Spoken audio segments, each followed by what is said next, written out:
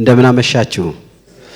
እግዚአብሔር አምላካችን የተባረከ ይሁን። ደግሞ ድጋሚ ቅዱስ ቃሉ ለመካፈል እግዚአብሔር እድል ስለሰጠን መገናኘት ስለቻለን እግዚአብሔር አምላካችን የተባረከ ይሁን። በቤቱ መሆን ችሎታ አይደለም ስጦታ ነው። መንገዳችንን ያቀናሱ ነው።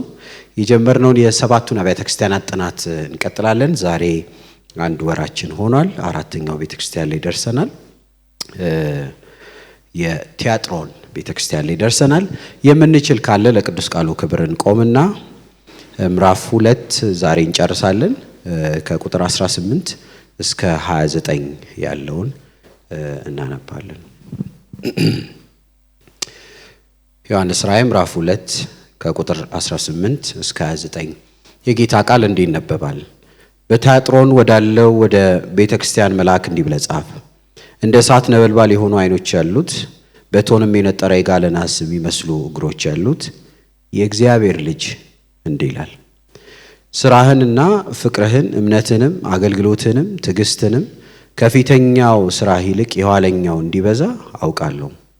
ዳሩ ግን ነቢይ ነኝ የምትለውን ባሪያዎችንም እንዲሴስኑና ለጣዖት የታረደውን እንዲበሉ የምታስተምረውን የምታስተውን ያቺን ሴት ኤልዛቤልን ስለምትተዋት ምነቅፍብህ ነገር አለኝ። ንስሐም እንድትገባ ጊዜ ሰጠዋት፣ ከዝሙቷም ንስሐ እንድትገባ አልወደደችም። እነሆ በአልጋ ላይ ጥላት አለው፣ ከእርሷም ጋር የሚያመነዝሩትን ከስራዋ ንስሐ ባይገቡ በታላቅ መከራ ጥላቸዋለሁ፣ ልጆቿንም በሞት እገድላለሁ። አብያተ ክርስቲያናትንም ሁሉ ኩላሊትንና ልብን የሚመረምር እኔ እንደሆንኩ ያውቃሉ። ለእያንዳንዳችሁም እንደ ስራችሁ እሰጣችኋለሁ። ዳሩ ግን ይህንን ትምህርት ለማትይዙ ሁሉ የሰይጣንም ጥልቅ ነገር ከነርሱ እንደሚሉት ለማታውቁ ለእናንተ በቲያጥሮን ለቀራችሁ ትላለሁ፣ ሌላ ሸክም አልጭንባችሁም። ነገር ግን እስክመጣ ድረስ ያላችሁን ጠብቁ። ድል ለነሳውና እስከ መጨረሻው ስራዬን ለጠበቀው እኔ ደግሞ ከአባቴ እንደተቀበልኩት በአሕዛብ ላይ ስልጣንን እሰጠዋለሁ። በብረት በትርም ይገዛቸዋል፣ እንደ ሸክላ ዕቃም ይቀጠቅጣሉ። የንጋትንም ኮከብ እሰጣለሁኝ። መንፈስ ለአብያተ ክርስቲያናት የሚለውን ጆሮ ያለው ይስማ። ኢየሱስ እሱ ንጉሥ ነው። አሜን አሜን። ኢየሱስ እሱ ንጉሥ ነው። ሃሌሉያ። ቤታችን ኑሯችን ለሱ ይገዛለታል። አራተኛዋ ቸርች ላይ ደርሰናል ዛሬ። ይሄ ትምህርት ያው እንደ ኮሶ መድኃኒት ነው። የኮሶ መድኃኒት ያው ጉሮሮ ላይ አፍ ላይ ነው ከበድ የሚለው እንጂ ጨከና አድርጎ ለዋጣው ግን መፍትሄ አለ። ወደ ውስጥ ሲገባ ሆዱን ላመመው ሚሪንዳ አይሰጠውም መቼም የሚመር ነገር። ከዛ ግን ጨከና አድርጎ ከዋጣው ግን ምን ይሆንለታል? ፈውስ ይሆንለታል። እና ለኔም ለናንተም ነው የምለው በጸጋ በኩል አድርገን ጨከና አድርገን ዋጣ አድርገን ቤታችን ኑሯችንን ትዳራችንን እንደምንማረው ቃል ከቃኘን ፈውስ ይሆንልናል። ፈውስ ይሆንልናል። ቲያጥሮን ጋር ደርሰናል። ምዕራፍ 2ን ዛሬ እናጠናቀቃለን። አራተኛዋ ቸርች ምንም በላት አሁን ኤፌሶን ስንል አውቶማቲክሊ የሚመጣልን አለ የቀድሞውን ፍቅር የተወች ነች። ሰርምኔስ ስንል አእምሮአችን ለሚመጣው በመከራ ውስጥ ያበበች ቸርች ነች። ጴርጋሞን ባለፈው ሳምንት ያየነው የምታመቻምች ቤተክርስቲያን ነች። ቲያጥሮንን ቶሎ አውቶማቲክሊ በቀላል እንድንይዛት ምንም በላት ኃጢአትን የታገሰች ቸርች ነች። ኃጢአትን የታገሰች ቸርች ነች። እንደ መግቢያ እናንሳ። ምናውቀው ነው ጥናታችን። ከተማውን ትንሽ እናነሳለን። ተናጋሪው ራሱን የገለጸበትን አንስተን በዚህ ውስጥ ያለውን መልእክት እናነሳለን። እንደምታውቁት አብያተ ክርስቲያናት የአምልኮ ስርዓታችን በጣም የተለያየ ነው። ለምሳሌ እኔ መካነ ኢየሱስ ነው ያደግኩት። የወርሺፕ ስታይሉ የፕሮግራም ይዘቱ ምናምን በጣም የተለየ ነው። ቄሱ የሚለብሰው ልብስ አለ። በየሳምንቱ የእምነት መግለጫ አለ። የተለያዩ ሊተርጂ የምንላቸው የቤተ ክርስቲያን የፕሮግራም ይዘቶች፣ አደራረጎች በጣም የተለያዩ ናቸው። ሙሉ ወንጌልም ብንሄድ ደግሞ እንደዛው ነው፣ የተለየ ነው። ቃለ ሕይወትም ብንሄድ ደግሞ የተለየ ነው። እዚህ ጎስፐል ላይትም ደግሞ ስንመጣ የፕሮግራም ይዘቶቻችን በጣም የተለያዩ ናቸው። አንዳንድ አደራረጎቻችን ዲፋይን የምናረጋቸው ነገሮች በጣም የተለያየ ናቸው። ግን ሁሉም ጋር ብንሄድ የማንለያይበት ነገር ኃጢአት አንታገስም። ኮመን የሚያረገን ነገር፣ አንድ የሚያረገን ነገር ለኃጢአት ስፍራ የለንም፣ ቦታም የለንም። እዚህ ቤት ውስጥ ፕሮሞትም አይደረግም። አሁን በኋላ እንመጣለን። ቲያጥሮን በአጥቢያ በቸርቿ በምስባኳ ኃጢአትን የምታደፋፍር ቤተክርስቲያን ነች። ሷ ቤተክርስቲያናት አደራረግ፣ አካሄድ፣ አዘማመር፣ አሰባበክ፣ አለባበሳችን፣ አዳራሻችን የተለያየ ነገር ሊሆን ይችላል። ግን አንድ የሚያደርገን ነገር ለኃጢአት ደጅ የለንም። በዚህ ምስባካችን ኃጢአትን ፕሮሞት አናደርግም። መዝሙራችን፣ ስብከታችን፣ ህብረታችን፣ ግንኙነታችን ኃጢአት ጠረን የለበትም። ሰው የፈለገውን ውሎ ሊውል ይችላል። ግን እዚህ ግቢ ሲገባ እግሩ እየተማታ በልቡ ፈራ እግዚአብሔር ይሰማዋል። የትም ቦታ ሊሰማው የማይችለውን ነገር እዚህ ይሰማል። ኃጢአት አይሰበክም፣ ኃጢአት አይዘመርም፣ ኃጢአት አይነገርም። በኃጢአት ውስጥ ያለ ሰው ደግሞ በዚህ ቤትም ከንስሐ ውጪ የሚጸድቅበት ስፍራም የለውም። ግን ቲያጥሮን እንደዛ አይደለችም። ስለ መጽሐፉ ስናነሳ ከሰባቱ አብያተ ክርስቲያናት ከተማዋም ቸርቿም ትንሽ ነች፣ ግን ረጅም ቁጥር የተጻፈላት ቲያጥሮን ነች። ከቁጥር 18 እስከ 29 ሌላው ቤተክርስቲያን እስካሁን ያየነው ወደፊት ምን የምናየው በዚህ ልክ በረጅም ቁጥር የተጻፈላት የለችም። ቲያጥሮን ነች ረጅም ቁጥር የተጠቀመው። ከተማዋ ግን በጣም ትንሽ ነች። እንደ ኤፌሶን በጣም ጃይንት ትልቅ ከተማም አይደለችም፣ ተጽዕኖም ፈጣሪ ከተማም አይደለችም። ግን ረጅም ቁጥር ነው የተጻፈላት። ቸርቿ ትንሽ ነች፣ ከተማዋም ትንሽ ነች። ግን ቲያጥሮን እስካሁን ያየናቸው የድካሞችና እስካሁን ያየናቸው ክፍተቶች ክላይማክስ እንደው ጫፉ ሲደርስ የምናይባት ነች። ለምሳሌ ኤፌሶን ጥሩ ታገለግላለች፣ እንደውም ተነጋግረናል። በዚህ ጊዜ ቢሆን ማትወቀስ ቸርች ነች። ግን ኤፌሶን ትልቁ ክፍተቷ ፍቅር የተወች ቤተክርስቲያን ነች። ከዛ በኋላ ደግሞ ሁለተኛ የወቀስናት ቸርች ደግሞ ጴርጋሞን ነች፣ የተደራደረች ቸርች ነች። ሶስተኛ ዛሬ የምናነሳት ደግሞ ቲያጥሮን በምስባኳ ኃጢአት የምትሰብክ ነች። ስለዚህ ድካማቸው እየተቀጠለ ቲያጥሮን ላይ ጫፍ ላይ ሲደርስ ክላይማክስ ሲደርስ እናያለን። ስለዚህ አንድ ሰው በጀንበር በድንገት በአንዴ ተነስቶ እንክትክት ብሎ አይወድቅም ነው። ከዚህ ውስጥ የምናገኘው ነገር መውደቅ ራሱ ፕሮግሬሲቭ ነው። ዛሬ የታገስናቸው ትንንሽ ድካሞች ነገ በደንብ አድርገው በግንባራችን ይጥሉናል። አንዳንድ ዛፍ አላያችሁም? ገጠር ላይ ምስጥ በልጦት አይታይም እንጂ ከተበላ ከርሟል። ድንገት አንድ ቀን ክረምት መጥቶ ኃይለኛ ነፋስ በረዶ ምናምን ሲሆን ደፍ ብሎ እናገኘዋለን። ከውስጥ ስናይ ለካ ባዶ ነው ያለ መስሎናል። ለካ የለም። አንዳንድ ትልልቅ ድንጋጤዎች ያጋጠሙን በድንገት አይደለም። ሰው የወደቀው በድንገት አይደለም። ምናቀው ሲወደቀው የቆየ ነው፣ የከረመ ነው። ልክ እንደ ሳምሶን ነው። ደሊላ ጭንስር ጸጉሩን የተላጨው በአንድ ጀንበር አይደለም። ተምና መውረድ ከጀመረ፣ ወክ ማድረግ ከጀመረ፣ ሻይ ቡና ማለት ከጀመረ ከርሟል። ምን ለማለት ፈልጌ ነው? ትንንሽ ድካሞችን አትታገሱ ነው። አትታገሱ።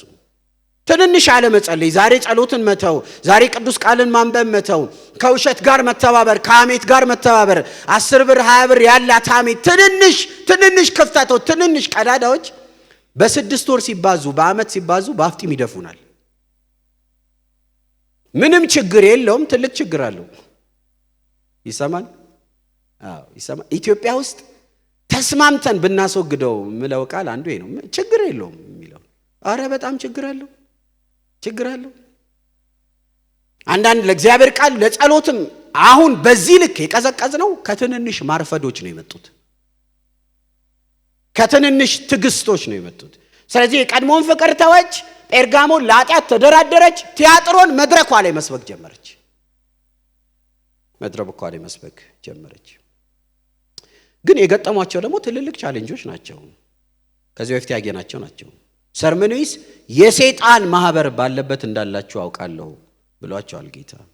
ላስቲክ ያየናት ጴርጋሞን የሰይጣን ዙፋን ባለበት እንዳላችሁ አውቃለሁ ተብለዋል። የዛሬዋ ቲያጥሮን ግን ወደ ሰይጣን ጥልቅ ሚስጥር ዘፍቃ የገባች ቤተክርስቲያን ነች። ሰርመኒስ የሰይጣን ማህበር ባለበት እንዳላችሁ አውቃለሁ ተባሉ። ጴርጋሞን የሰይጣን ዙፋን ባለበት እንዳላችሁ አውቃለሁ ተባሉ። ቲያጥሮን ግን ወደ ሰይጣን ማዕከል ራሷ ፈቅዳ ዘፍቃ የገባች ቤተክርስቲያን ነች። ጌታችን ራሱ እንዴት ገለጸ? ወደ ቁጥሩ እንሂድና ኤክስፖዝ እያደረግን ጥናታችንን እንቀጥል። ቁጥር 18 እንደምታውቁት ይህን ጥናት ጌታችን ራሱን የሚገልጽበት ነገር ክፍሉን ለመረዳት በጣም ይረዳናል ብለናል። ለኤፌሶን በሰባት የወርቅ መቅረዞች መካከል የሚሄደው እንዲህ ይላል ብሎ ራሱን ገለጸ። ዲቫይን ኳሊቲ ኮንትሮል ብለናል። መለኮታዊ ጥራት ተቆጣጣሪ መለኮታዊ ነው። ቤት ውስጥ ያለውን ጥራት ይቆጣጠራል። ሰርመኔስ ጋር መከራቸውን ስለበሉ እነሱን ሲያጽናና ሞቶ የነበረው ሕያው የሆነው ፊተኛው መጨረሻው እንዲህ ይላል። ጴርጋሞን ደግሞ መድረክ ላይ ቴብል ላይ ኃጢአትን አስቀምጣ እንነጋገር ችግር የለውም ላለችው ደግሞ በሁለት ወገን የተሳለ ስለታም ሰይፍ ያለ እንዲህ ይላል ብሎ ራሱን አስተዋወቀ። በምስባኳ ላይ ኃጢአትን ለሰበከች በምስባኳ ላይ ኃጢአትን ፕሮሞት ላደረገች ደግሞ እንዲህ እያለ ራሱን ያስተዋውቃል። የትኛውም ቦታ ያላገኘ ነው የሚደንቅ ቃል አለ። በቲያጥሮን ወዳለ ወደ ቤተክርስቲያን መልአክ እንዲህ ብለህ ጻፍ። እንደ እሳት ነበልባል የሆኑ አይኖች ያሉት በእቶንም የነጠረ የጋለ ናስ የሚመስሉ እግሮች ያሉት የእግዚአብሔር ልጅ እንዲህ ይላል። ይሄ በጣም የሚደንቅ ነው። የእግዚአብሔር ልጅ የሚል ከዚህ በፊት አላገኘንም፣ ከዚህም በኋላም አናገኝም። በሶስት መልኩ ራሱን ይገልጻል። ለምጽፉ እንዴት ራሱን ገለጸ? አንደኛው በጣም የምፈልገው የእግዚአብሔር ልጅ ብሎ ራሱን ገለጸ። ያው እኛ ጥናታችን ሰባቱ አብያተ ክርስቲያናት ነው እንጂ እንደ መግቢያ በደንብ ለምታጠኑ ምዕራፍ 1 ሄዳችሁ ማየት አለባችሁ። በፈጥሞ ደዘይት በዛ መከራ ውስጥ ሆኖ ሽማግሌ ዮሐንስ ሰማይ ሲከፈትለት ያየውን ሲገልጽ የሰው ልጅ ብሎ ገልጾታል። አሁን እዚህ ጋር ሲመጣ ግን የሰው ልጅ ሳይሆን ያለው የእግዚአብሔር ልጅ ይላል። የሰው ልጅ ስንል ምን ማለታችን ነው? የሰው ልጅ ስንል ሰብአዊው የሆነው ኢየሱስ፣ የሚራራው ኢየሱስ፣ ለአማኞች በድካማቸው የሚማልደው ኢየሱስ ማለት ነው።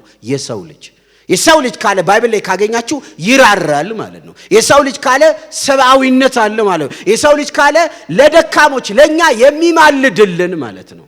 ግን እዚህ ጋር ለቲያጥሮን የሰው ልጅ ሳይሆን ያለው የእግዚአብሔር ልጅ እንዲህ ይላል። እግዚአብሔር ልጅ ካለ ግን መገለጫው ሌላ ነው። እግዚአብሔር ልጅ ካለ መለኮት የሆነው እንዲህ ይላል። ኃጢአት በምስባክሽ የምትሰብኪ፣ አመንዝራን በምስባክሽ የምትናገሪ፣ ዝሙተኞች፣ ክፎች፣ አመፀኞች በቤተ ክርስቲያን ሲንቀሳቀሱ ዝም ላልሽ የእግዚአብሔር ልጅ እንዲህ ይላል። የትኛው? መለኮት የሆነው እንዲህ ይላል። ፍጹም ንጹሕ የሆነው እንዲህ ይላል። ፈራጅ የሆነው እንዲህ ይላል። የእግዚአብሔር ልጅ ማለት ፈራጅ ነው፣ ንጹሕ ነው። ምን አይነት ንጹሕ? ፍጹም ንጹሕ ነው። ፍጹም ንጹሕ ነው።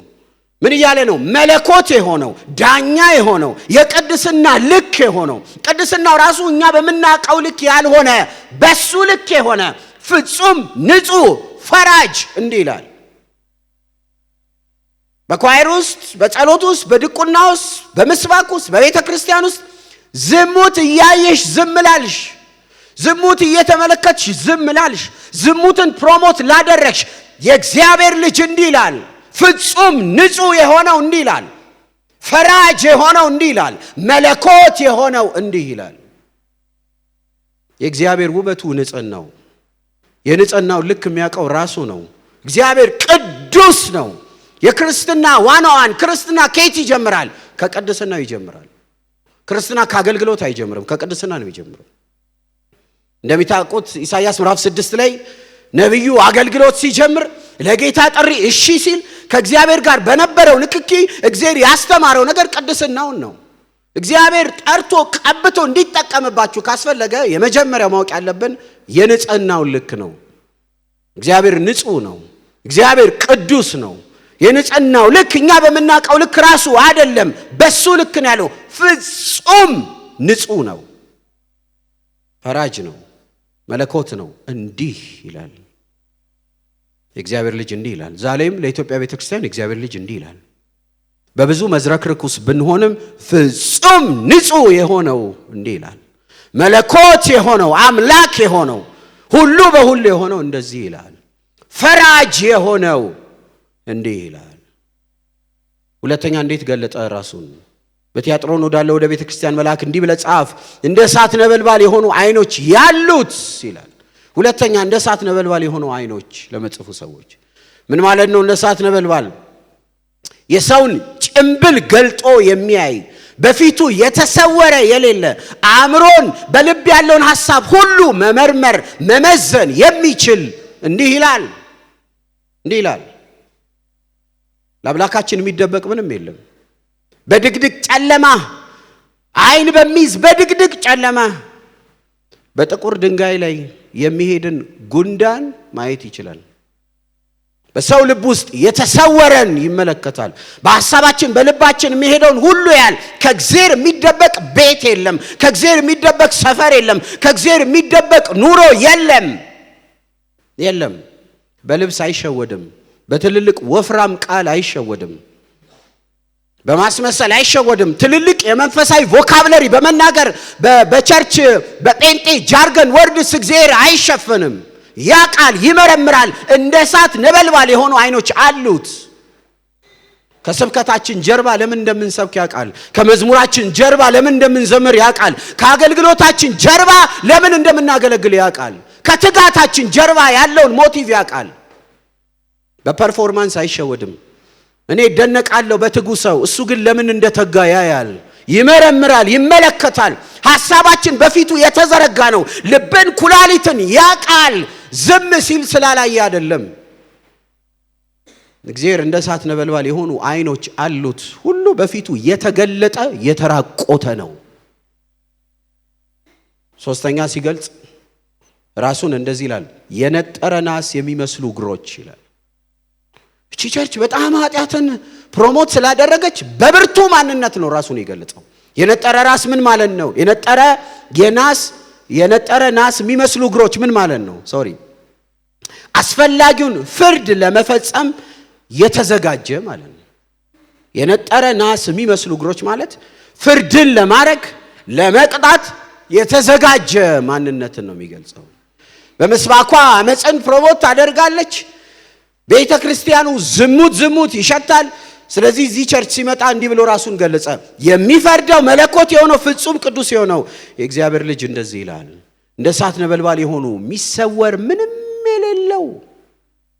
ቢደንቅ ነው። የሚሰወር ምንም የሌለው ሁሉ በፊቱ ግልጥ የሆነ እንዲህ ይላል፣ ለመፍረድ የተዘጋጀው እንዲህ ይላል። ቲያጥሮን ትንሽ ሂስቶሪካል ታሪካዊ ዳራና ቸርቹን ትንሽ እናንሳ። ቲያጥሮን ባለው ሳምንት ባየነው በጴርጋሞንና የሚቀጥለው ሳምንት በምናየው በሰርዴስ ከተማ መካከል ያለች ከተማ ነች። ለሁለቱ መካከል የሆነች ነች። ሮማን የሚገዟት ከተማ ነች። በጣም ትንሽ ከተማ ነች። በተለይ ታሪክ የሚያውቁ ሰዎች ባለው ሳምንት ላየናት ለጴርጋሞን ቤተክርስቲያን ወታደራዊ ስትራቴጂ የሆነች ከፍታ ላይ ያለች ከተማ ነች። ከተማ በምን ትታወቃለች? በሐር ፈትል በንግድ በጣም ትታወቃለች። ከዚህ ከቲያጥሮን ቤተክርስቲያን ለመጀመሪያ ጊዜ በዩሮፕ ጌታን የተቀበለች ሴት አለች። ሐዋርያት ሥራ ምዕራፍ 16 ሊዲያን ታቋታላችሁ። የቲያጥሮን ከተማ ሴት ነች። ቅዱስ ጳውሎስ የአውሮፓ አገልግሎቱ ላይ ለመጀመሪያ ጊዜ ጌታን የተቀበለች ወንጌልን ወደ አውሮፓ የወሰደች የቲያጥሮን ከተማ አባል ነች። ስለዚህ የንግድ ከተማ ነው። ገንዘብ የሚንቀሳቀስበት ከተማ ነው። ሁለተኛ ቲያጥሮን በጣም የሚታወቅበት ደግሞ ከተማ በተለያዩ የንግድ ማህበራት የተደራጀች ነች። እነዚህ ነገሮች ማነሳው በጣም ለክፍሉ ትርጉም ስለሚሰጡ ነው። ሰዎች ወደዱም ጠሉም በተለያዩ ማህበራት የተዋቀሩ ናቸው። ከመንግስት ሰርቪስ ለማግኘት ከማህበረሰቡ ሰርቪስ ለማግኘት በማህበረሰቡ ውስጥ ባሉ የተለያዩ የንግድ ማህበራት ውስጥ መዋቀር በጣም ግዴታቸው ነው። ስለዚህ በቲያጥሮን ቤተክርስቲያን ያሉ አባላት በእነዚህ ማህበራት ውስጥ ተሳታፊ ናቸው። ቲያጥሮን ከተማ ላይ ደግሞ ትልቅ የሚመለክ ጣዖት አለ። ያም ጣዖት ደግሞ ዝሙት እየተደረገ ነው የሚመለከው። አመንዝሮች ያሉበት የአምልኮ ማህበራት ነው። ስለዚህ የቲያጥሮን ቤተክርስቲያን አባላት ወደዱም ጠሉም ከንግድ ማህበራት ሰርቪስ ለማግኘት አገልግሎት ለማግኘት አባል መሆን ግዴታቸው ነው። ንጽህናቸውን ለድርድር አሳልፎ መስጠት ግዴታቸው ነው። ቅድስናቸውን ለድርድር አሳልፎ መስጠት ግዴታቸው ነው። ከተማ በዝሙት የታጀበች ነች። አየሩ፣ ሳሩ፣ ቅጠሉ ዝሙት ነው የሚለው። በሚያሳዝን መልክ እዚች አመንዝራ አመጽ ዝሙት የሞላባት ከተማ ላይ አንድ ቸርች አለች። ቸርቿ ራሱ ይሄንን ዝሙት ፕሮሞት ታደርጋለች፣ ትደግፋለች። ጌታ ስለ ቸርቿ ምን አለ? ቁጥር 19 አራት ነገር ተናግሯል። አንደኛ ስራህን አውቃለሁ። ቸርች ውስጥ ባለ ሰርቪስ አሁን ጸሎት በሉት፣ ትምህርት በሉት፣ የወጣት ፕሮግራም በሉት አክቲቭ ናቸው። በስራ የጎደሉ አይደሉም። የተወደዳችሁ ግን እያስተዋላችሁ ነው? እስካሁን የምናያቸው ቸርቾች ከፕሮግራም አልጎደሉም፣ ከህይወት ነው የጎደሉት። እያስተዋልን ከሆነ ከፕሮግራም አልጎደሉም። ኤፌሶን እኮ በጣም ኢምፕረስ የምታረግ ቸርች ነች። እንደውም እሷ ስራ ብቻ ሳይሆን ትጋት ሁሉ አለባት። ሶቺ ቸርች ከፕሮግራም አልጎደለች፣ ከጸሎት አልጎደለች፣ ከአገልግሎት አልጎደለችም። ጌታም ሪኮግናይዝ አድርጎ ቁጥር 19 ስራህን አውቃለሁ ይላል። ሁለተኛ ለምጽፉ እቺ ቸርች አገልግሎት ብቻ ሳይሆን ያላት ጆሮአችሁን ስጡኝ ፍቅርም ደግሞ ያላት ነች። የሚደንቅ ነው። ፍቅርህንም አውቃለሁ። የትኛውን ፍቅር ካላችሁ አጋፔ ማለት ሰልፍለስ ማለት ቸርች ውስጥ ጎንና ለጎን እጅ ላይ ተያይዞ በጌታ ፍቅር ወድሃለሁ አይደለም የሚባባሉት ቲያትሮን በሰው ጉድለት የሚቆሙ ናቸው። ህይወታቸው የሚቆረስ ነው። እውነተኛ የክርስቶስን ፍቅር የሚኖሩ ናቸው። ታውቃላችሁ እኛ ፍቅራችን ካንገት በላይ ነው። ሶሻል ስታተስ እያየን የምናጭድበት ቦታ ላይ ነው ራሱ ፍቅር የምንዘራው። ቲያትሮን እንደዛ አይደለችም። የማታጭድበት ቦታ ላይ ፍቅር ትዘራለች። ጆሮ ስጡኝ። መዳን ሚስጥር ነው፣ መገለጫው ፍቅር ነው። ደግሞ አሉ መዳን ሚስጥር ነው፣ መገለጫው ፍቅር ነው። ዛሬ ታክሲ ውስጥ ድራይቭ እያደረግን መንገድ ላይ ወክስ እናደርግ ያየን ሁሉ በጌታ ነሽ አላለንም። መዳን ሚስጥር ነው። እዚህ ውስጥ ያለው ይሄ መንፈሴን እግዚአብሔር ሕያው አድርጎታል። የዘላለም ሕይወት ወራሽ አድርጎኛል። ሚስጥሩ የሚቀረው በክብር ሲመጣ ስነጠቅ ይሄን ዓለም ስተው ያኔ ነው ሚስጥሩ የሚቀረው። ታዲያ እዚህ ያለው መዳኔ በምን ይታወቃል? በመዝሙር አይደለም፣ በፍቅር ነው። የኔ መሆናችሁ በምን ይታወቃል? በፍቅር። እንደ ደህንነት ሚስጥር የሆነ ነገር የለም። በምን እናውቀዋለን? በተገለጠ ፍቅር። በየትኛው ፍቅር? እወድሃለሁ በሚል ሳይሆን በዚህ ሰልፍለስ ራስን ቆርሶ ለሌላ በሚኖር ፍቅር። የተወደዳችሁ 80ዎቹ ላይ 90ዎቹ ላይ አንዳንዶች ወደ ጌታ የመጡት በቅዱሳን ህይወት ውስጥ ያዩትን ፍቅር አይተው ነው። ፍቅር ወንጌል ስርጭት ነው። የትኛው ፍቅር? አጋፔ። የኢትዮጵያ ህዝብ የተራበው ምንድነው? ፍቅር። ቤተክርስቲያን መግለጥ ያቃታት ምንድነው? ፍቅር። ከፍቅር ይልቅ መወነጃጀል ቤቱን ሞልቶታል። ቲያትሮን ግን እንደዛ አይደለችም፣ በፍቅር የተሞላች ነች። ሶስተኛ ይሄ በጣም የሚደንቅ ነው። እምነት አላችሁ ይላቸዋል። እምነት የሚለው የተወደዳችሁ የዳኑበትን እምነት አይደለም የሚያነሳው። እዚህ ጋር የግሪኩ ቃል ስፒሪቹዋል ጊፍት ነው የሚለው። ማለት የጸጋ ስጦታ አላችሁ ይላቸው። በቲያትሮን ቸርች አጋንንት ይጮሃል። በቲያትሮን ቸርች ዊልቸር ምናምን አለ። በቲያትሮን ቸርች ክራንች ምናምን ይጣላል። በቲያትሮን ቸርች ትንቢት አለ። በቲያትሮን ቸርች ልሳን አለ፣ ልሳን ይተረጎማል። ስፒሪቹዋል ጊፍት አለ ቸርች ውስጥ። ለዚህ እኮ ነው ሰው የሚለካው በጸጋ ስጦታው ሳይሆን በካራክተሩ ነው። መደነቅ ያለብን መፈለግ ያለብን ጸጋ ያለባቸውን ሰዎች ብቻ ሳይሆን ነው ያልኩት። ህይወት ያላቸውንም ነው መሆን ያለበት። ህይወት ያላቸውን ብቻ ነው መሆን ያለበት። ስፒሪቹዋል ጊፍት አለ። አሁን ከዚህ በታች ስንሰማ እኮ ጆሮ ጭው ነው የምንለው። ገና አሁን ግን የሚደንቅ ነው። አሁን እዚህ ጊዜ ያለ ቸርች ማለት እኮ ነው። እዚህ ጊዜ ያለ ቸርች አንዳንድ ቸርች ላይ ተደፈርን የሚሉ እህቶች አሉ። ተዘረፍን የሚሉ እህቶች አሉ። አስረግዞኝ ጠፋ የሚሉ እህቶች አሉ። አት ዘ ሴም ታይም በሳምንቱ ደግሞ የሰራዊት አምላክ እግዚአብሔር እንዲለኛል ይላል ሰውየው ራሱ። ሩቅ እንዳይመስላችሁ ቲያትሮ ነው። የሆነ ታሪክ ምናምን እያወራን እንዳይመስላችሁ። መሀል ከተማ መሀል ሰፈር እኛው መሀል ያለ ነው። አቤት ቲያትሮን ውስጥ ያለው የጸጋ ስጦታ እምነታችሁን አውቃለሁ። ስፒሪቹዋል ጊፍት እየተንቀሳቀሰ እንደሆነ አይቻለሁ። እንደውም አራተኛ ደግሞ አገልግሎታችሁን፣ ትዕግስታችሁ፣ መጽናታችሁን አውቃለሁ ይላል። አመጽ፣ ክፋት፣ ስደት ሲመጣባችሁ ራሱ የጸናችሁ ናችሁ። አሁን ምን ይወጣላታል እቺ ቸርች? ምን ይወጣላታል? ደጋግሜ እላለሁ በየሳምንቱ እንደው እንዳይሰለቻችሁ የተወደዳችሁ። እኛ ስለ ራሳችን ከምንለው በላይ ጌታ ስለኛ የሚለው ይበልጣል። አሁን ቲያትሮን ተናገሪ ስላንቺ ቢባል እኔ ምን ይወጣልኛል? ባለፈው ሳምንት ያስወጣሁትን አጋንንት አላየ? የፈወስኩትን ሰው ያለ ክራንች ምናምን አለ። 10 ክራንች አለ፣ ገብተህ መመልከት ይችላል። እኔ ምን ይወጣልኛል? የተገለጠ ፍቅር ነው ያለኝ። እኔ ገንዘቤ ቤቴ ምናምን ይሰጥ፣ እኔ ምን ይወጣልኛል? ከሰኞ እስከ ሰኞ ቸርች ነኝ። አንዳንድ ሰው አለ ሬሳ የሚያክል ተሸክሞ ችግር አለበት ራስን ተመልከት ሲባል ኧረ እኔ ምንም አላጠፋውም ይላል። አሁንም ደግሜ እላለሁ እኛ ስለኛ ከምንለው በላይ እሱ ስለኛ የሚለው ይበልጣል። ደህና ነገር ይባልልን። ኧረ አሜን በሉ። ይባልልን። ውግዘቱ ጀመረ። ውግዘቱ ጀመረ። ቁጥር 20 ዳሩ ግን however ነቢይን የምትለውን ባሪያዎችን እንዲሴስኑ ለጣዖት የታረደውን እንዲበሉ የምታስተምረውን የምታስተውን ያቺን ሴት ኤልዛቤልን ስለምተዋት የምነክፍበት ነገር አለኝ። የሚገርም ነው። ውግዘት መጣ። ውግዘቱ ምንድነው? ቲያጥሮን ኤልዛቤልን ታግሳለች። ኤልዛቤልን ተሸክመዋል። ስለ ኤልዛቤል በደንብ ማጥናት ከፈለጋችሁ አንደኛ ነገሥት ምዕራፍ 16 ጀምሮ ይጀምራል ታሪኳ። ወደ 850 ሐሰተኛ ነቢያት ቀጥራ ጠላት እኮ እንደው ቀንድ አብቅሎ እኮ አይመጣም። ቀንድ አብቅሎ አይመጣም። ጭራቅ ሆኖ አይመጣም። ጸጉሩ በአራት አቅጣጫ ቆሞ ጥፍሩ ረዝሞ አይመጣም። እንደዛ እንዳትጠብቁ። ሱፍ አድርጎ ነው የሚመጣው። ሱፍ አድርጎ ነው የሚመጣው። በር ላይ መስቀል ሰቅሎ ነው የሚመጣው።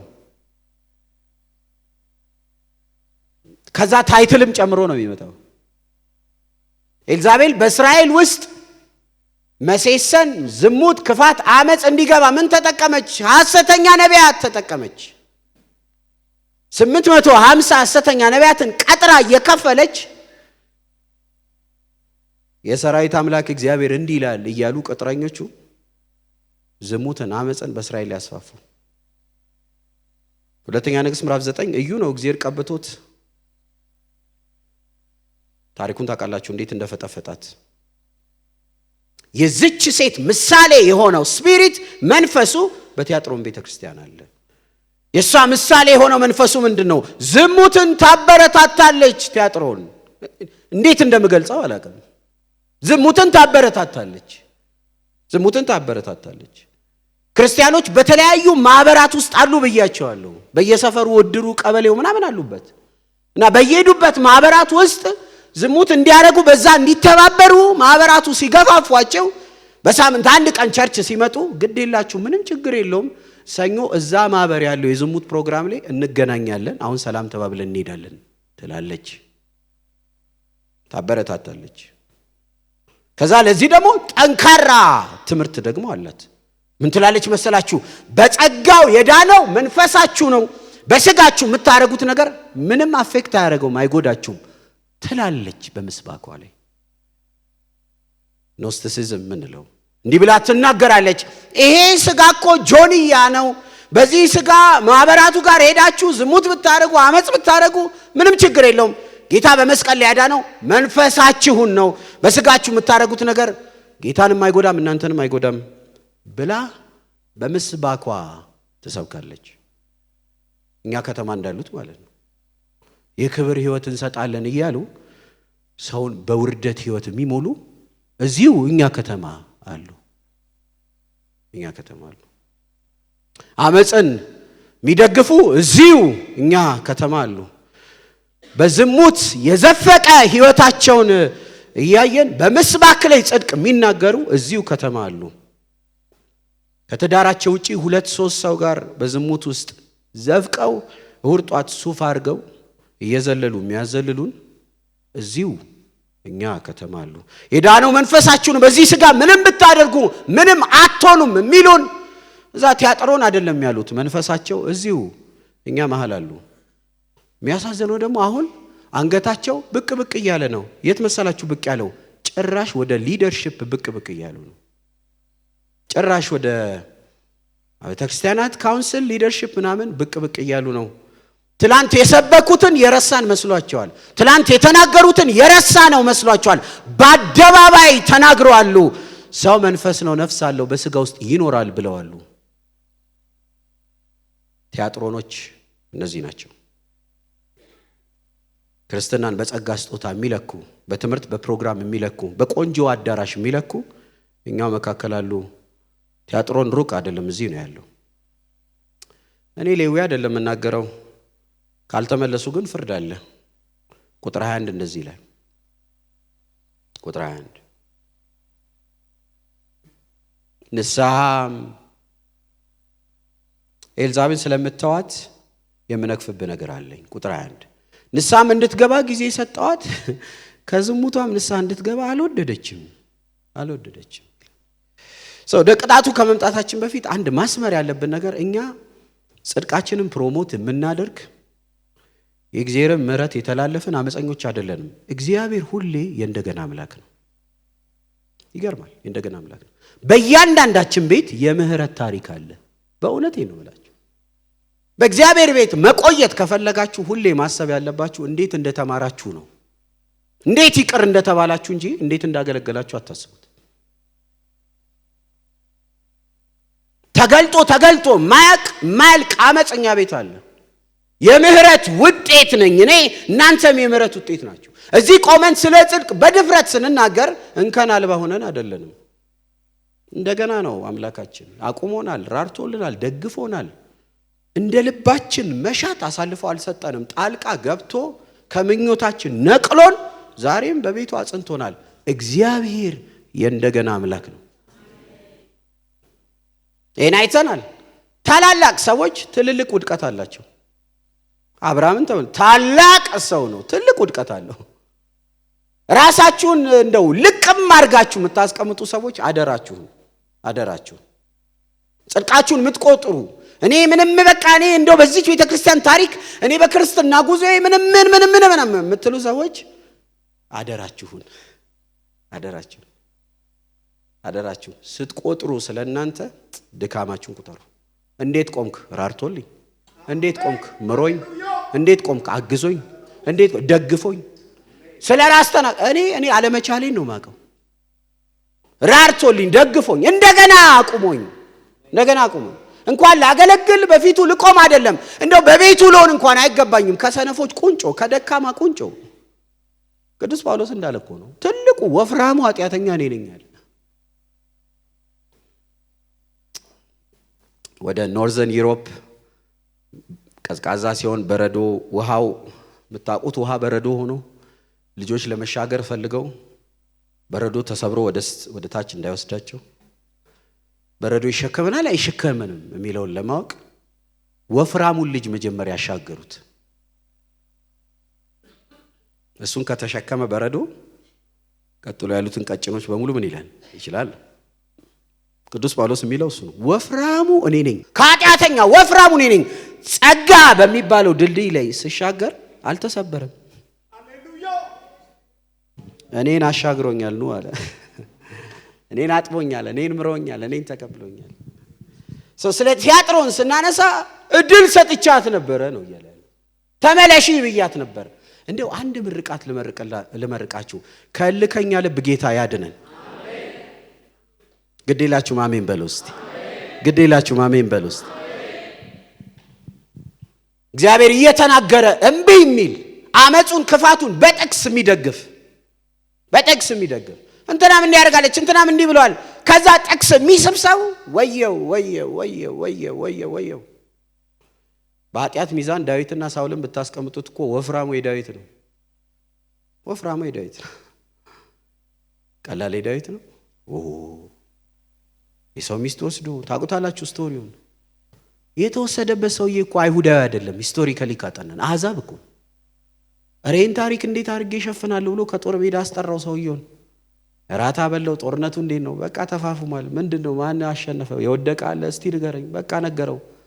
ከዛ እየተወራ መሀል ላይ ደግሞ ወይን ቁጭ አድርጎ የፈላ ወይን በቃ ጨምሩለት። እሺ ንገረኝ ስለ ታሪኩ።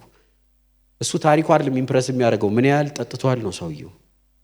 ምን ያህል አፉ እየተወላገደ ነው፣ ምን ያህል ተንገዳግዶ ምናምን። ከዛ ሚስቱ ጋር ሄዶ በቃ ተኝቶ ታሪኩ በቃ ተከደነ።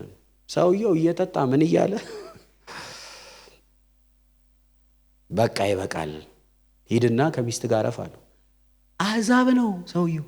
እንዲህ ይለዋል ለኪዳን ላለው ለዳዊት አይኑን እያየ የእግዚአብሔር ሕዝብ የእግዚአብሔር ታቦት እዛ ጦር ሜዳ ሆኖ እኔ ሚስቴን ላቅፍ በፍጹም ይለዋል። አሕዛቡ ለዳዊት አቤት ልብ አያምልጥ፣ ልብ እልከኛ አይሁን።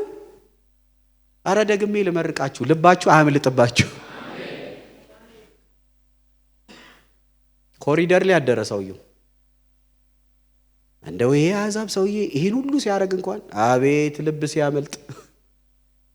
ልብ ሲያመልጥ። በገዛ እጁ ደብዳቤ ጻፈ።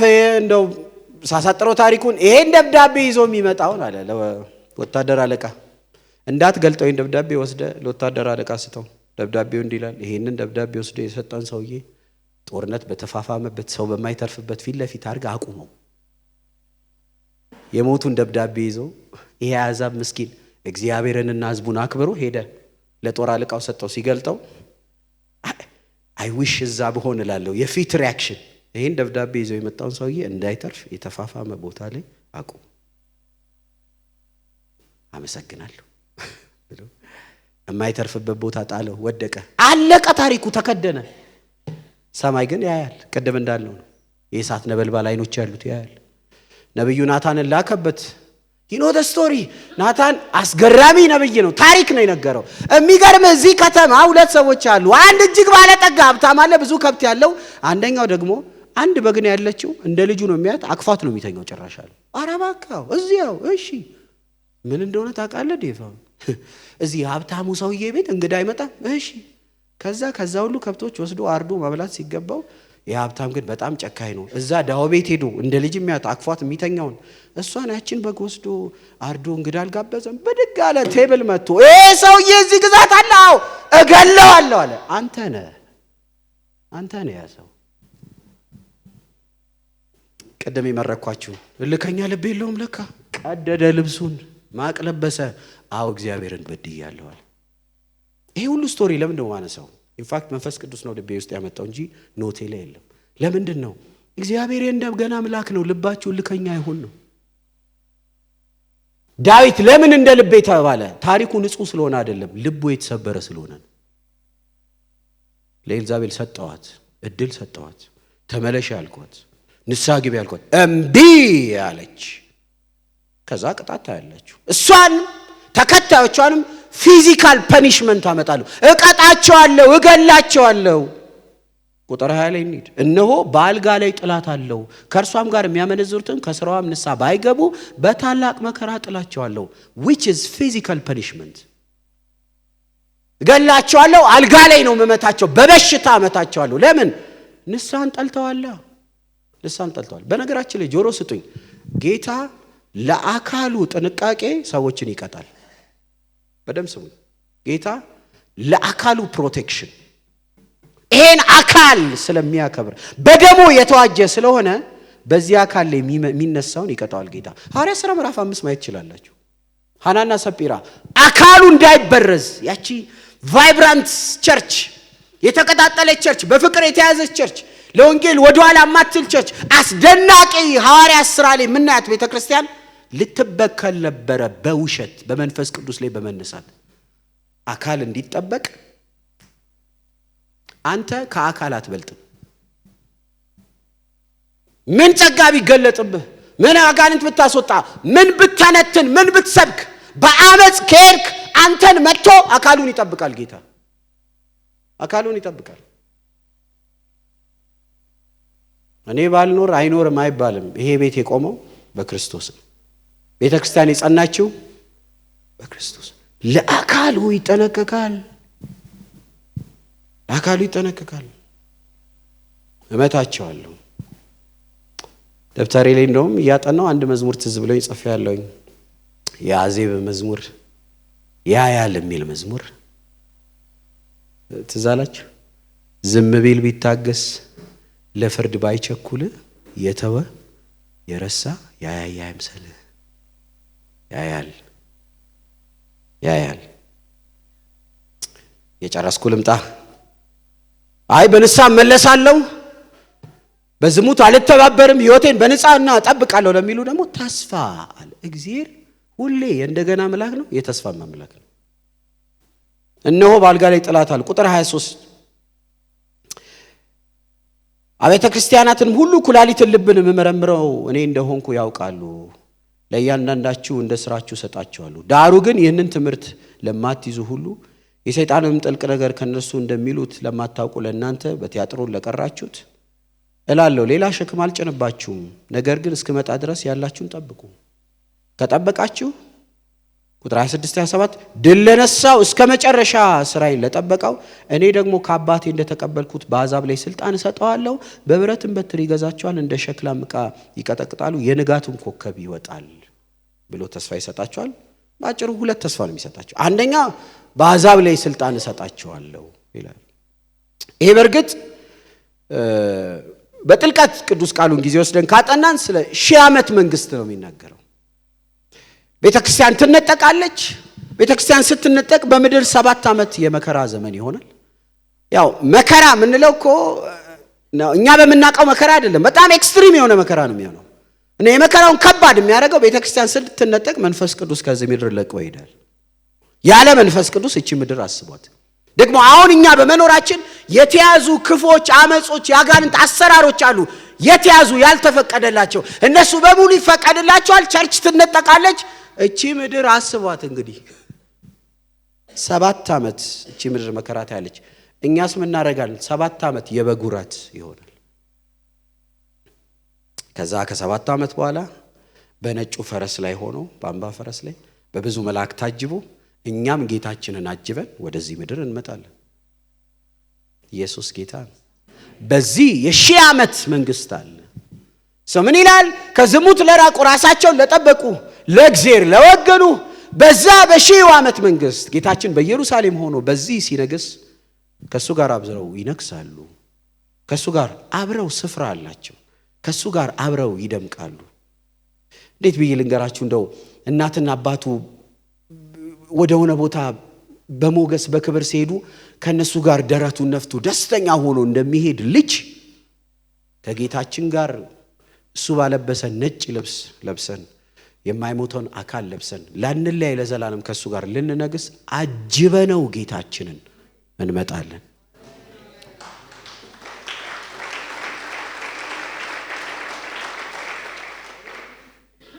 ከአመጽ ከክፋት ከዝሙት ለራቁ ሁለተኛ ተስፋ የንጋት ኮከብ የሚል ቃል ይጠቀማል። እዚህ ጋር የንጋት ኮከብን እሰጣለሁ ይላል። ኢንፋክት በጥልቀት ካጠና ራዕይ ምዕራፍ 26 ቁጥር 16 የንጋት ኮከብ ጌታችን ራሱ ኢየሱስ ክርስቶስ ነው።